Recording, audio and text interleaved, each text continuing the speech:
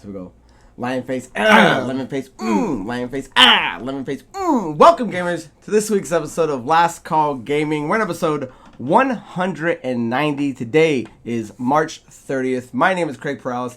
Joining me, as always, Mandrew Montemayor. Hello. So, guys, normally we record a little earlier in the week, but we did kind of push it back to a Saturday.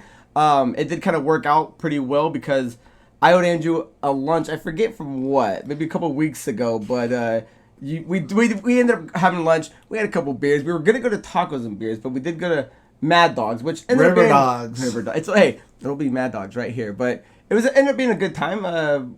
But if we had to pick would you rather have had tacos or did you like your burger? No, that place is great. If you ever come down here, go to River Dogs. Their food's always good atmosphere. I love going there. And the service is always so fast. So anyway, guys, we had a warm-up. We were already a couple beers in, so we're giving you the show. Nice prime time in the middle of the afternoon. So, guys, if you're joining us today on YouTube, make sure you like, comment, subscribe, share, hit the notification bell. If you guys are interested in following us on our social media, look for us personally or in our Linktree link down below. You can find our last call stuff there. And if you guys are listening to the audio-only version of this podcast, find it on the podcast platform of your choice. So, guys, before we dive into our one main story today, we like to do what are you up to? Where Andrew and I take a second, we talk about what we've been playing, what we've been watching. So, Andrew, while I set this up, what have you been up to, my good sir? As far as watching anything, I haven't watched too much. I've kind of been catching up on like my just YouTube. I usually have a bunch of different things on there, but one that I've talked about tons of times before, this dude needs no help making his channel any bigger because it's huge, is one of my favorites, and Geno's favorite is Summoning Salt. And he usually does history of speedruns, which it's crazy enough to see the way people break their games. But his most recent one was people doing Super Mario 64 blindfolded speedrun. And it's insane watching how they do it. I thought this one guy was cheating, and I thought that's kind of where it was going to go. But then he ends up taking off like 16 like blindfolds, and like he has like another like thing underneath his eyes. But just the way they practice the sound, or like sometimes like this dude missed the record by a little bit because the star's floating in the middle and he was like 3 steps off, so he kind of has to keep jumping slowly or fall off the edge. And just some of the stuff they do is crazy because then they do like just the glitched, I think it's like 16 star.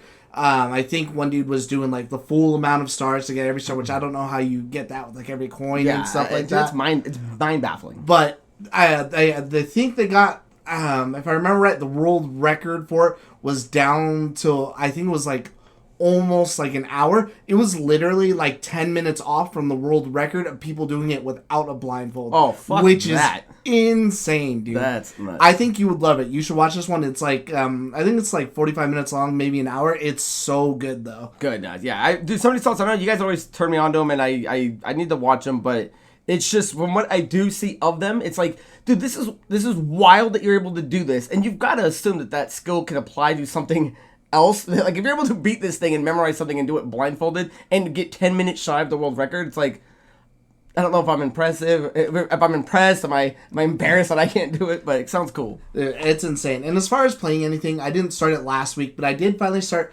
Dragon's Dogma 2, and I kind of have like a love-hate with this game.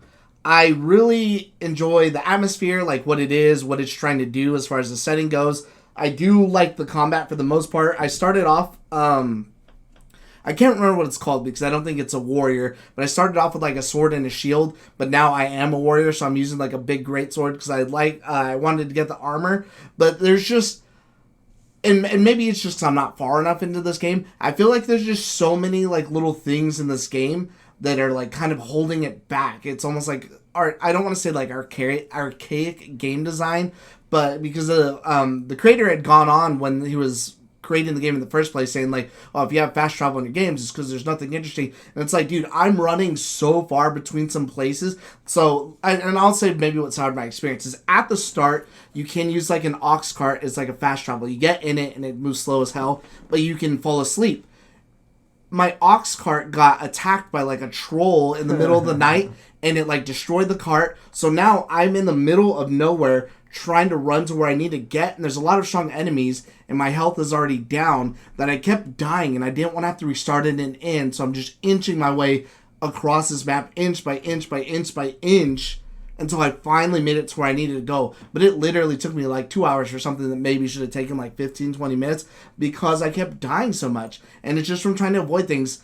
It's just stuff like that with the fast travel. I think there's two things that I absolutely hate the most. And I feel like this would be a better game to play on PC because you could like patch this stuff out. One is the weight system on here.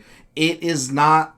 I would prefer a weight system, and again, this might come off as me, I guess, just nitpicking, but I would prefer a weight system that weighs me on either the important things that I'm carrying, like if I'm collecting, like, people's shields and their swords and stuff, like Skyrim, all the important shit that you carry to go back and sell, or even Dark Souls, you kind of hold everything, and it's really only what you're wearing that affects your weight. It's everything, almost like the Skyrim, but all the little... like the ore that you mine, all this stuff, and so even minerals and minerals, flowers, material, berries, potions, arrows, all this stuff. Money? Are they doing money too? I don't think that the money weighs you down. That'd be bullshit. But just all these little things that should, even like keys, even though they're smaller, it still adds up. Because my dude's already pretty heavy from being like a greatsword build. That it's like, and I don't mean to be like sprinting, but it's like, dude, I can barely carry a few things sometimes that I'm just passing stuff off to my pawns, which I guess is the way it's intended to play. It's just annoying because then when I get back and I'm going to sell everything, or I have all these elements that I need to build stuff that I don't know what it's for yet because I'm not far enough, that I go to my house and I'm just depositing everything on me that is not my armor and not, anything. Anything that I need immediately.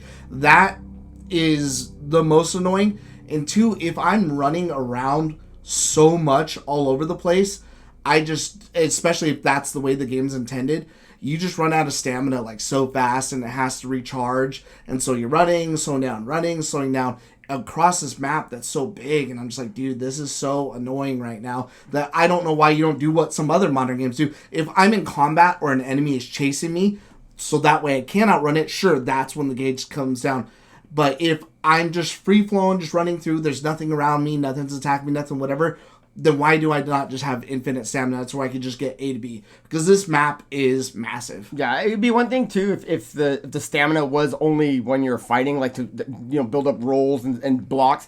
But yeah, if the running has to be slowly back and forth, that just sounds tedious. And I'm curious if maybe there is something in the game that because how far into it would you say? How many hours? I think maybe like 6. Okay, and is this what you and Collins are talking about? Wasn't he saying something about, is he playing it too? I think so, but you can, yeah, because I had wrote him about it, because you can use things like, I have these, you have to find like a port key in like certain areas, and you can use a fairy stone to warp from A to B to certain areas, but I've been playing for how long, and I have like 4 of them, so do I really want to burn one when I don't know where I'm going to find these later, where I'm going to get them later. And like I said, it's just lots of little things like that if you just changed it. And I'm not saying where it needs to be like Skyrim, where there's a million places you could fast travel. But if you have these cities or these big encampments and whatever's few and far between, at least let me go to the major places, and then I wouldn't mind running between A to B. Because, I mean, again, as far as, I don't want to say archaic design, like, even combat, unless there's something I'm doing wrong,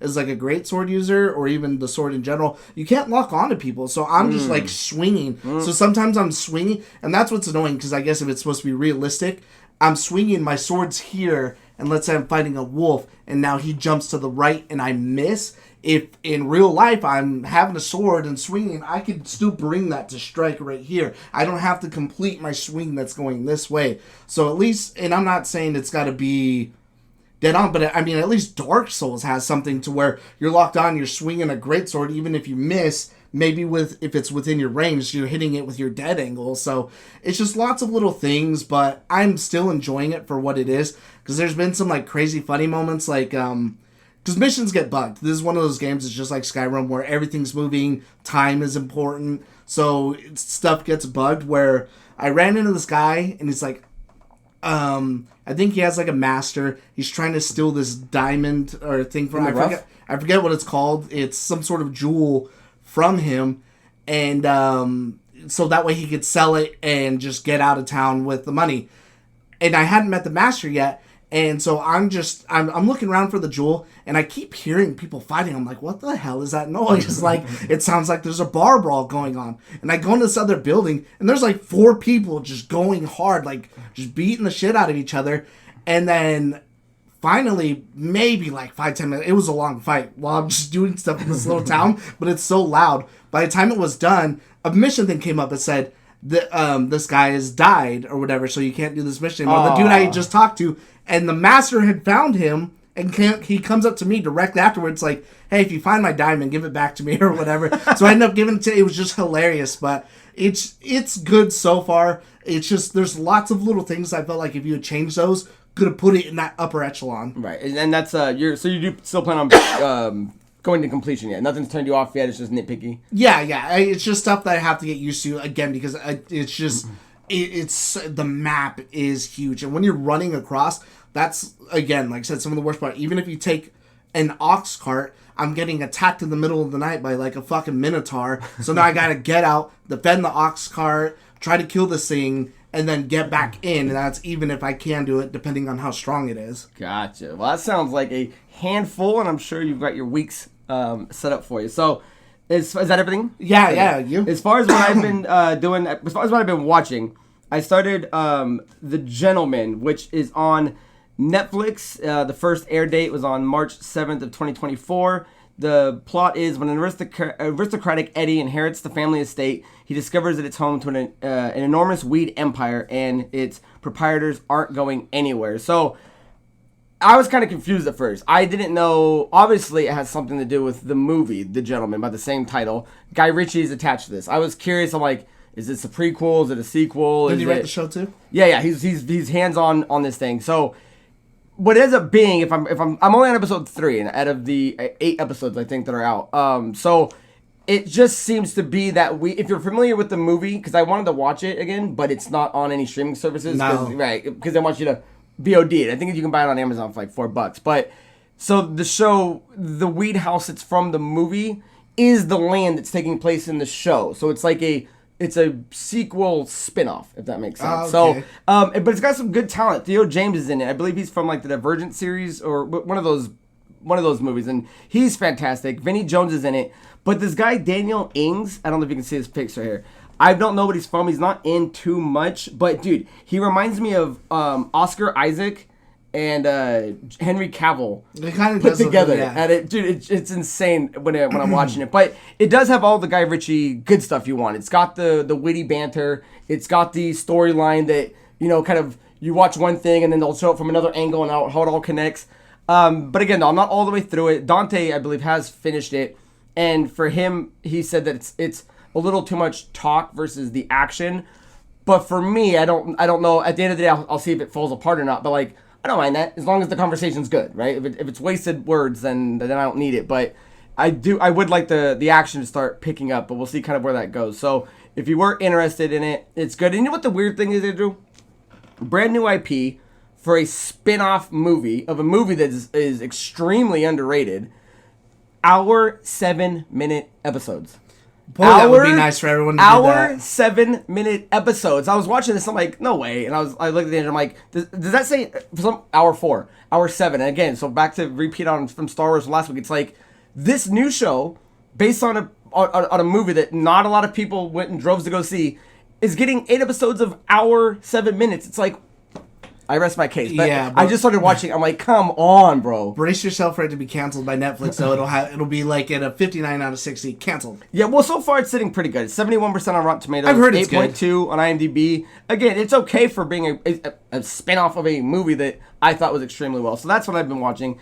As far as what I've been playing, I haven't really dove too much back into Final Fantasy VII Rebirth. I will say this: I am to the point where I'm in the open world, and I am in the point where like the game's now playing, and it is interesting to see Final Fantasy in this place where I'm jumping over rocks, I'm traversing the system. But what did catch my eye, and it's probably good, again, I'm not too far, is they introduced this game, I believe it's called Queen's Blood. So it's like a mini game that you can do, and you can challenge people. Dude, it's fun. It's addicting. Like I had a little bit of time I've had to play. I wasted a good hour or 2. It's like just a card game or something? It's a card game, but it's got, I don't want to say chess elements, but so when you lay a card down, depending on the point system that it has and where it's going, it'll set you up for where you can play your next card. And so if it's got a point on it, then that's the cost of the character that you can cast on it. So what you want to do is just kind of box the other player out so they can't play. Anyway, it's a lot of fun, but I won't dive too much into Rebirth. Again, I haven't played too much. What I have been playing, though, is a card game called Lorcana. Now, Lorcana so Disney Lorcana is a collectible card game released by Ravensburger, which is a laughable name, in collaboration with the Walt Disney Company in late 2023. It is Ravensburger's first trading card game and features characters from throughout Disney's film history. It's, I believe they're on set 3. If you're familiar with like Magic the Gathering, it was probably the closest thing I would compare it to, then this game is just pick up and play. It's got a couple different rule sets of how you, because again, I'm always going to say mana, and I'm always going to say tapped for the rule set, but it's got a couple different things of how you utilize those abilities, but it's a lot of fun. So far, I've gotten, I think, 4 decks. I have 2, Deandra has 1, Geno has 1, so we've been playing like 3-way games. It's a lot of fun, and if you haven't been playing it, and if Tim's watching this, if anyone's watching this from Bullhead, Tim does, at the Wasteland, they do Friday night games. And so I know he's going to bust my balls because I've been wanting to go there, but I'm still learning to play the game, right? I'm still building up my stuff. So eventually I will go play it, but it's a lot of fun. And I've been kind of missing a good card game in my life. And obviously I still play Marvel Snap, but Lorcana was kind of scratching that itch. So that's pretty much what I've been playing. So with that down and out of the way, guys, leave down in the comments below what you've been watching, what you've been playing, anything we should check out, and the like. So with that, guys, we're going to move into our main story for today, and that is that Xbox, and more specifically Phil Spencer, is looking at how can we expand gameplay and what can the console do. And what they're kind of looking at, what they're talking about is expanding storefronts on the system. Now, if you're not familiar with it, in the simplest terms, it would be like if you have an iPhone, right? You go to the Apple Store, right? And that's where you buy your apps. If you've got a Samsung device, you're going to the Google Play Store, right? That is your market storefront. That is where you buy stuff, right? If you're going to buy an app or anything. So in comparison, Xbox uses the Microsoft Store. PlayStation uses the PlayStation Store. Nintendo uses the Nintendo Store. But what PC is able to do is kind of mingle with multiple stores, right? You can be on a PC. It's not tethered to one system. You can do the Epic. So what Phil Spencer was kind of been dabbling is getting into introducing those systems on Xbox. So I'll just kind of read what he says, and it is a big one, so bear with me as I dive into this. And this comes to us from Polygon. It says, Phil Spencer doesn't just want Xbox games on other consoles. He wants other video game retailers on Xbox too. In an interview with Microsoft CEO of Gaming during the annual Game Developers Conference, Spencer told Polygon about the ways he'd like to break down the walled gardens that have historically limited players to making purchases to the first-party stores tied to each console. Or, in layperson terms, why you should be able to buy games from other stores on Xbox, not just the official storefront. Spencer mentioned his frustrations with closed ecosystems, so he asked for clarity. Could he really see a future where stores like itch.io and Epic Game Stores existed on Xbox? Was it just a matter of figuring out mountains of paperwork to get there? Yes, Spencer said. Consider our history as the Windows company. Nobody would blink twice if I said, hey, when you're using a PC, you get to decide the type of experience you have by picking where to buy games. There's real value in that. Spencer believes console players would benefit from that freedom too, and so would console makers like Microsoft. Spencer explained how in the past, console makers would typically subsidize the cost of expensive hardware, knowing that a portion of every dollar spent on games for the platform over the years would eventually make it back to the console maker. Then in time, the console maker would recoup its subsidiary and hopefully more. But, Spencer said, Moore's Law has slowed down. The price of components of a console aren't coming down as fast as they have in previous generations. Worse, he explained, the console market isn't growing with more gamers moving to PC and handheld options. Now, the notion of subsidizing a console and forcing players to purchase games to their official storefront to help recoup the costs might not make sense. The walls meant to lock people into consoles might be motivating them to stay out. Now, there's a little bit more on there, and the article, the link will be in the description if you want to dive into it. But just before we dive into it, if you aren't familiar with what Moore's Law is, and I get it, and so I'll try to explain it the best I can, how I know it. So think of a principle like gravity, right? That's scientifically fact. It's proven. Moore's Law is an observation law, meaning that the thing moving forward, and I wrote it down just so I didn't say it wrong. So the concept is that there's annually speaking, there's been 2 transistors added to a computer chip, right? So essentially, every year we get 2 more things on a computer chip, which progresses the power of what we use for our consoles and everything. So what's happening is once the progression started going up, right? Moore's law shows that that's why we're getting faster and faster. But what's happening is Moore's law is slowing down because now technology is getting more expensive. So we're not making everything better faster. Things are getting more costly slower. So that's kind of the concept of now he's looking at it in a term of going, well, we can't just keep making better consoles. So how do we get more gamers in? We need to open up the gateway to get more players on. So I hope that makes sense. I mean, I know you get it, but it's a hard thing to kind of paraphrase without you knowing what Moore's law is. So I'm hoping that makes sense. It's that the consoles can't get any better because it's getting to a point where we just can't get any better as fast as we used to. So how else do we do it? And one of the things I wanted to say is as trivial as maybe this sounds to the average person listening to it, understand that this is huge. Like, don't sleep on this. This is a thing that if you start getting storefronts on devices, like, that is, pun intended, that is a game changer. So we'll dive into it in a second because I would love to hear Andrew's thoughts. It's like, this isn't trivial. This is a big deal. And to be honest with you, I don't see it happening. I mean, in theory, it sounds fantastic, but I don't see it happening. And I wouldn't just say because law. I mean, there's certain things of what you can do on certain systems.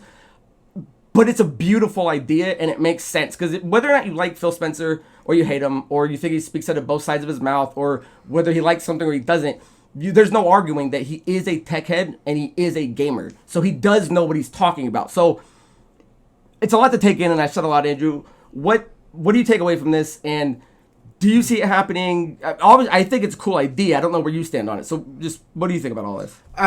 Personally, for a personal reason, I mean, that stuff does sound great, but personally, I hate when I read stuff like this because it always seems like Phil Spencer. It was funny because I was reading an article the other day. It said Phil Spencer, often thought of the savior of Xbox, in relation to this article, might be responsible for the death of the Xbox. This sounds more and more just like a PC with the allure that it's a home console too, almost like a Steam Deck. A Steam Deck can do Steam and have the Xbox as well too. And I just hate that when he talks about this stuff, the answer is never what Sony does. Hey, how can we get more people in? It's always got to be this or try. It's never. Let's just create better 10 out of 10 games. Let's create something right here that's magical, that is just that good, that people are feeling like they're missing out if they're not here. That is never the answer that you hear from this man. Yeah. And that is what always just drives me up the fucking walls, especially because you have all these studios and you always have them say, I'm a gamer. I'm like, cool, I'm a gamer, I'm a hardcore gamer. I've never been about that. I get the technology because it makes it easier, but I don't care about having like an 8K TV or pushing the boundaries to see what technology could do. No, I want a 10 out of 10 experience, and you never hear him talk about that.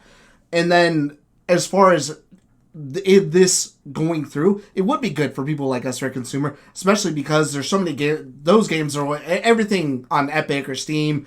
If you took Steam in there, for example, always on sale, always cheaper. But if they're already having, I guess, problems from people not spending the kind of money on games from Game Pass, how is this going to make it any better when now you're giving up your 30% cut? I don't want to buy it from you. I'm going to buy it from Steam. I'm going to buy it from Epic or something like that because it's $10 cheaper, $15, what, $5 cheaper. It doesn't matter. Now that's just another thing to add into the equation of losses that I don't understand why people would buy into it more. Yeah, well, just the first thing you're saying is that, it's, why does it seem like Microsoft has to always, and let's not call it a gimmick, it's innovative theory, right, that he's trying to do. It's a really cool idea, but you're in last place, and you're the ones coming up with these, I don't want to say you're reaching for straws, but it's like, Nintendo doesn't need to do this. Sony's definitely not. PlayStation doesn't need to do this, and I understand if what you're slowly migrating towards is the fact that, hey, you guys got to remember, we're Microsoft Windows primary, and we're Xbox secondary, right? Because they are a computer company. So I could see, in theory, where he would want to be like, let's kind of move more towards making it a PC. Because in actuality, all the consoles are watered down versions of a computer tower, right? They're just they're just pre-built. So if he's kind of leaning towards that, then I can see it. But are we looking at it in terms of like, are you saying it's a cool idea? Do you want to implement it? Or are you saying this could be a really cool thing to push Xbox forward? Because in the statement, he's kind of talking about it. And again, I think it's an awesome idea, but it's like, okay, but are you going to do it? Or are you just talking about it? And if you are going to do it, then how does that change the hardware? Because because this conversation came after the previous conversation of how they're going, oh, you're going to see a big change in the next Xbox. It's like, was this part of it? Was this always been part of it or not? So one of the things I just wanted to point out is that if you do put this storefront on your thing, right? One of the cool things is a lot of people will wait for deals, right? I'm going to wait on Steam for this game to be 50% off. I'm going to wait on Epic to do it. And then your catalog's all collected. So when you only have one storefront, you can only wait for Christmas deals. You can only wait for certain things to go on sales. But I'd argue, would you want to have one game from one storefront to go on sale and you buy one? Or if you had 3 marketplaces on your Xbox, buying 3 games on sale in different publishers and distributor. And I think that's kind of what he's leaning towards of how it can help everybody. So it's better for us as a consumer. Right, how's that better for them as a business? Well, because what you're going to do is because generally speaking, what happens is when you buy something off of okay, let me back up. Santa Monica Studios is owned by PlayStation, right? So when they sell a game digitally, they get 100% of it, and it redirects to whoever it needs to go to. If you're a third-party game like Ubisoft's Assassin's Creed, right, and you buy it digitally for $70, 30% of that goes to Ubisoft. That's generally how it works. So if you're going to be putting the market store on Xbox, right, and no longer on the PC, isn't it the other way? Then Sony would take the 30. Don't. Oh, I'm sorry. Yeah. Let me back up. Thank you. Yeah, no, Sony would take a 30% cut because you're buying it from their market, and then Ubisoft would get the 70%. So if you're going to be putting it, thank you for that. So if you're putting it on the storefront, on theirs, Microsoft's still going to get a cut out of something you were already going to buy somewhere else anyway. So regardless of how small that percentage is, it's still now going to, there's a part of it that's going to Xbox. But I did want to point this out because there was a thing where I believe it was either 68 or 69% of PlayStation's total revenue comes from the marketplace, the market store. Now, don't let that slide by you. 68% of PlayStation's revenue comes from the marketplace, meaning that less than that comes from the consoles, less than that comes from hardware, from software, buying physical games, less than that comes from headsets and peripherals and controllers. 68%, more than half of their money, comes from a digital marketplace, which is insane. So, I mean, wrap your head around that. 68% of it is coming from a market. Now add 3 more on that, and just so that's what I'm saying. That's what I get what he's doing. It's like open it up so that more people can play it, and you're not just locked in one place. But I don't know. Is that going to make anyone more buy an Xbox just because you have more options to buy a game? I like it, but what does it do?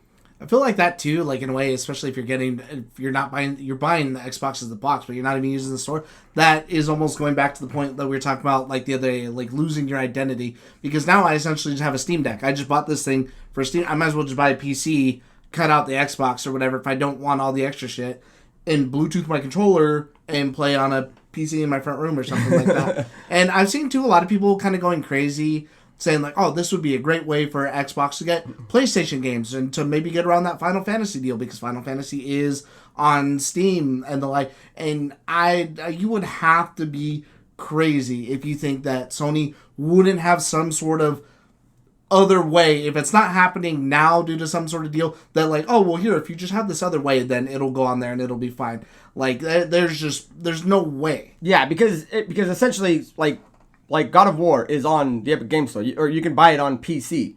So if Xbox then now had access to that storefront, you could essentially be playing God of War on an Xbox. So it's like, that's exactly, that's what I'm saying. It sounds good on paper. I don't see that happening because you wouldn't want that. But at the same time, okay, well, Sony's going to get a cut of that money when you buy it from them. So at the end of the day, what's most important? And so I guarantee they would come up with something so quick to block something like that from even happening. And who's to say, too, that, like, okay, well, now whatever you're getting on the Xbox isn't some poorly optimized piece of shit version. Yeah, well, just to back up a tad, do you think it's crazy that the majority comes from the digital marketplace of how they're making their money. Because I can see Well, why that's what happens when you make strong, good right. software. So that's what I'm saying. I can see why Xbox would want more versions of that so that they could access that revenue. But I don't know. So over under 50%. Do you think this is actually going to be a thing? Maybe 10 years down the line, but I wouldn't see this happening over the next 5. No. And again, this is part of always Xbox problem is they're always in the right place at the wrong time. They're always way too advanced. They were too advanced with like Xbox Live, the achievement stuff. Even with the Xbox One going like all digital, everything is going that way. Like people are being dragged there kicking and screaming like now as we speak, but everything is going all digital. We were just talking about it the other day, like where a majority of games are all bought and digitally. That had Xbox gone through with their like original vision for the One X, even though the other stuff about the media, whatever, sucked, but as far as like the game sharing and the family plan and that whole thing, like would have been a cool idea and would have worked a lot better, but it was just too soon. A little bit better. So I don't know how much more we can dive into it. Is there anything else you wanted to say about it? No, I just again I really wish that every time something comes out it'd be them.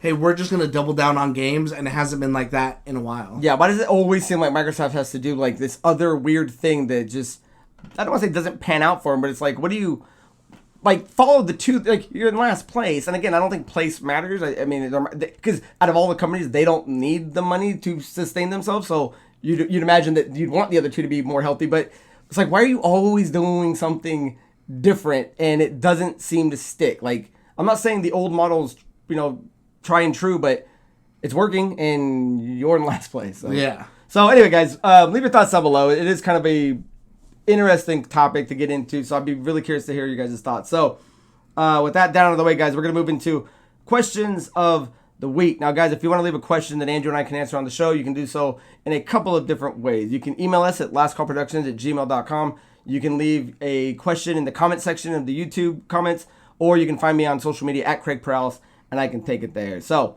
the first question comes from Jason T, who writes, with everything being adapted, is there any IP that you would say could use an adaptation of any kind, and what would it be? I personally think for me, and what I would love to see is Yakuza done in like an anime, and I don't think that you need like all the main characters there. You could have something set in, you could even call it like Kamurocho stories or something like that, but just something set within this world. Maybe in one season is like about one story, and then another, almost how the games differ, but just don't use like the major players, or maybe they bump into them. Because I've already seen it, they have like a live action Japanese, I don't know if you've seen it, but I was just like looking through Yakuza stuff and it popped up on my YouTube feed. Like fan-made or? No, it's like an actual like movie like in Japan. I don't know who made it, and I'm watching it, and it's funny and it's good because it really encapsulates it. That I'm like, okay, well, I mean, it's so long that I think a show would be better. But at one point too, like, and it just captures the hilarity of it, is like Majima's like watching Kiryu. He's like down the hall and they turn, and he's like, oh, because he sees him there, but he's standing behind a wall, and the part that's out watching him is the part with his eye patch. But it just makes perfect sense because like that's the kind of person he is.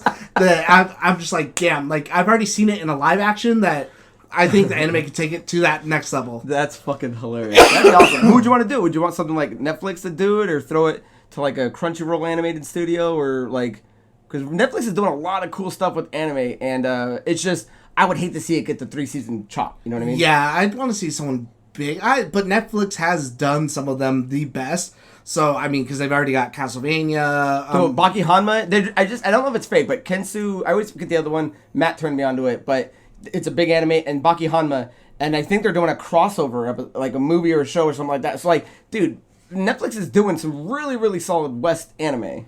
I was going to say, I don't know if you had seen this the other day, but when I was on Paramount, did you know that there's an Ark anime?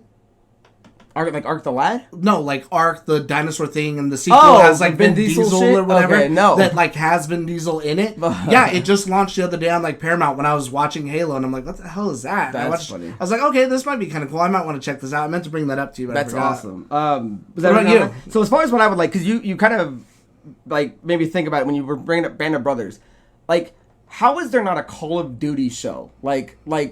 And again, because after a couple weeks ago, when I beat like Black Ops Cold War and I rebeat Modern Warfare 2, it's like those stories are fantastic, and you can do it a couple different ways. It could be like American Horror Story, where one season is Black Ops, one season is Modern Warfare, or you could do a timeline thing where let's say it's a father and a kid and his grandfather doing flashbacks of him in World War II and him in a modern day war, and you can tell two parallel stories using elements from both games. I think we're missing something like a Band of Brothers modern day that's soldier, some sort of military espionage thing. It's like, and it's weird to me that Call of Duty hasn't done something that'd be really yet. cool. So gun to my head, pun intended.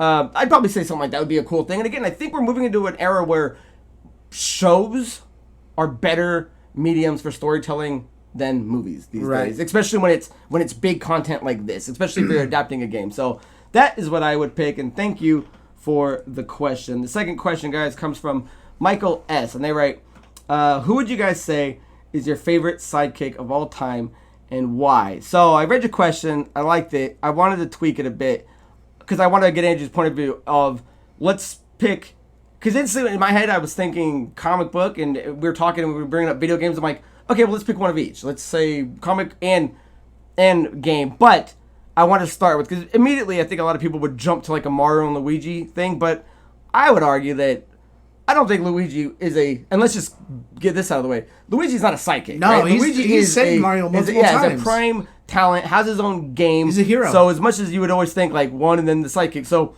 yeah, I just wanted to make sure that wasn't on your list. So no. What do you want to start with, game or comic? Let's go comic first. Okay. So generally when you're speaking of sidekicks, right? You go to your Batman, Robin, your Superman, Superboy, your Flash, Kid Flash.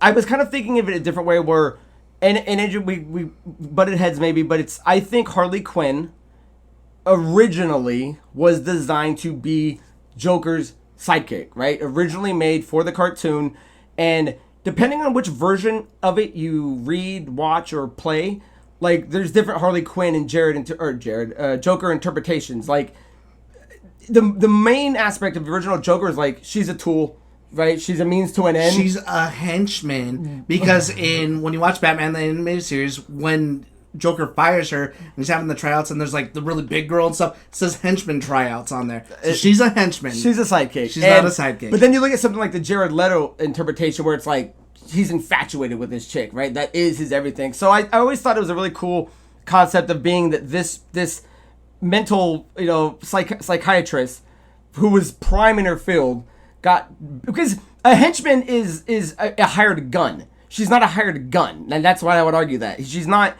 paying for her services. He is signed to henchman. She is there for him because she is just infatuated with this guy, and I think it's really interesting because I'd argue as much as I love Dick Grayson, I love Jason Todd, all those guys. It's like I'd argue that I think Harley Quinn did more for Joker's character than any Robin has ever done from a Batman's character, because Robin essentially originally was made to attract younger readers back in the day, right? Where Harley Quinn was essentially made to make the Joker cooler, and she made him badass. So for me, comic book wise, I just thought Harley Quinn, because I'm going to call her a once upon a time sidekick, where now she is a full-fledged, villain, anti-hero, whatever you want to call her. But I think she was one of the coolest, and that story is just, because if you play the Arkham games, right? Because, I did have this pulled up, because one of the biggest controversies was when the Joker slapped the shit out of her. The Joker slaps Harley Quinn in the 1999 one-shot comic Batman Harley Quinn, and in the comic The Batman Adventures Mad Love. In Batman Harley Quinn, the Joker slaps Harley so hard she goes flying out the window. Yep. But I'd argue that like the Arkham games we play now, that's not the same Harley Quinn, right? It is a different character. So I don't know. The story's evolved over time, but long story short, I think Harley Quinn is one of the coolest around. It's funny that that's what they take out of that, because if you watch that episode... Oh, yeah, and it goes on to say they adapted it into the animated series, and yeah, he fucking gives her a good old He, one. hits her with the fish, and she goes out the window, and she, falls, 10 stories, but lands in a bunch of boxes. Yeah. But she's in the hospital, after that. Mine, actually, it's... I would say Batman always has, the best one, or just... DC, I think, has some of the best sidekicks. I actually go Barbara Gordon. Ooh, just because she's always... Oracle. Again, because she was Batgirl... Then she does Oracle. So even after she has her accident, she's still crazy useful because she's smart as hell and has like her own like base of operations and really kind of does her own thing. The bell tower, right? Yeah, the belfry. Yeah, the belfry. I think the only thing I ever hate though when it comes up with Batgirls, like the weird shit that they do with like her and like Batman like being like an item versus her and Dick Grayson always being like an item. So I don't know. That's the only stuff I don't like about her. Yeah, because the Killing Joke kind of changed. Like from the original graphic novel, it's one thing, but in the movie they made it to where like she was in love with they Batman. like sleep together, and then like in another comic he like gets her like pregnant because she cheats on him while she's like dating Dick. I don't know. It's like a whole thing, Dick, but. I've always liked Batgirl. I think she's a cool character. I 100% didn't see you saying that at all. So no, I think what really set me off for her was again Batman the Animated Series always plays huge impact in things. Is the one where Scarecrow like hits them with a fear toxin, and they think that she died because she gets hit off the roof and like lands on her father's car, and so like the whole episode's about like if she was dead, and then it turns into a vendetta against Batman and stuff. So that episode is always super dope. But as far as video games go, do you want to go first or do you want me? You go first. I chose Cortana. Ooh. Someone recent. Because as much as I love like Diddy Kong or Tales or something like that, in modern gaming, especially because I watch Halo so much, made me realize like how much I love Cortana is as a companion AI. She is such a good sidekick, and she's just... If you tell anyone Cortana, if you ask your computer Cortana, it's named after her because it's just such an influential character within the last... how many years? Didn't Nokia use like a Cortana OS or something like that? Or is that Windows or something? No, that's what the AI assistant thing is. That on is there. what it is? Okay. Yeah. Awesome. I could have sworn you were going to pick Diddy Kong. But as far as what mine was... I love Diddy Kong, but... Yeah, fantastic. Mine just goes back to the most games I played with my brother, and that was Sonic and Tails. Like, yeah. The coolest thing about Tails in the game... Because I kept thinking, I'm like, okay, we did Golden Axe, we did Streets of Rage. I like Tails more than Sonic. But it's like none of them were sidekicks, right? Those are all just players in those games where Tails was pretty much invincible, right? And so I would play Sonic, and I could crush through some Sonic too. And Geno would play Tails, and he would just always be taking the hits. Because the cool thing with Tails on Sega is when he died, he just and he flies back in. So he's just a constant, hitter. And so yeah, for the game aspect. One of my favorite games I had playing with my brother was Sonic and Tails, and Tails is still one of the coolest characters, and especially they did a really good job with them in the movie. Like when you finally get to meet Tails, it's like cool. They didn't make him like a little chump because in the cartoon he was always kind of a whiny baby. Yeah, but in the movie he's like, hey, no, I'm here for you. I'm here to do all this. So I think Tails still holds for me the number one spot. So Tails is great. Guys, that is the end of episode 190, guys. Join us next week for episode 191. Until next time, guys, my name is Craig Perales. That is Mandrew Montemayor. Cheers. See ya.